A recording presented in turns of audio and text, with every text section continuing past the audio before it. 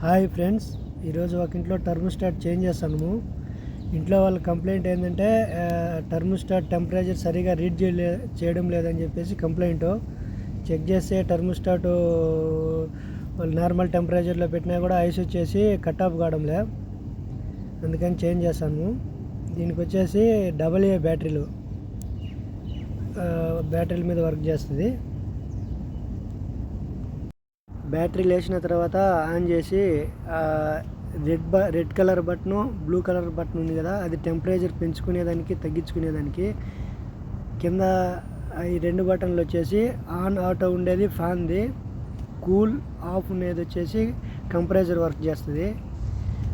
ఎప్పుడన్నా machine ice వచ్చినది అని మీకు తెలిస్తే కూల్ దగ్గర ఉంటే ఆఫ్లో పెట్టేసి ఆటోలో ఉంటే ఆన్లో పెడితే ఓన్లీ ఫ్యానే వర్క్ అవుతుంది. ఒక 2 గంటలు ఉన్న తర్వాత మళ్ళీ కూల్లో పెట్టేసి 23 కానీ 24 కానీ 22 కానీ అలా ఉంచితే మంచిగా వర్క్ చేస్తుంది ఫ్రెండ్స్. ఇంకా తగ్గించి పెట్టుకుంటే వేసవికాలం అయితే పర్వాలేదు, కానీ చల్లకాలం అయితే 19, 18 అలా ఉంచితే ఐస్ వస్తుంది. ఇది వచ్చేసి పాత టర్మోస్టాట్ ఫ్రెండ్స్. ఎప్పుడైనా కానీ ఫ్రెండ్స్, ఇంట్లో ఏసీ వల్ల కరెంట్ పోతుందని కన్ఫామ్గా తెలిస్తే టర్మోస్టాట్లోనే ఆఫ్ చేసుకోవచ్చు ఫ్రెండ్స్. ఇంట్లో ఫ్యాన్గా సంద్రాలో బ్లవర్ కాలిపోయినా, కంప్రెసర్ కాలిపోయినా టర్మోస్టాట్లోనే ఒక సైడ్ కూలు ఆఫ్ హీట్ అని ఉంటుంది, ఇంకొక అదర్ సైడ్ వచ్చేసి ఆటో ఆన్ అని ఉంటుంది.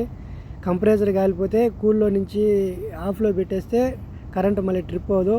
ఒకవేళ బ్లవర్ ట్రిప్ అవుతూ ఉంటే ఆటోలో పెట్టి కూల్ కాకుండా ఆఫ్లో పెడితే మళ్ళీ కరెంట్ పడిపోదు ఫ్రెండ్స్.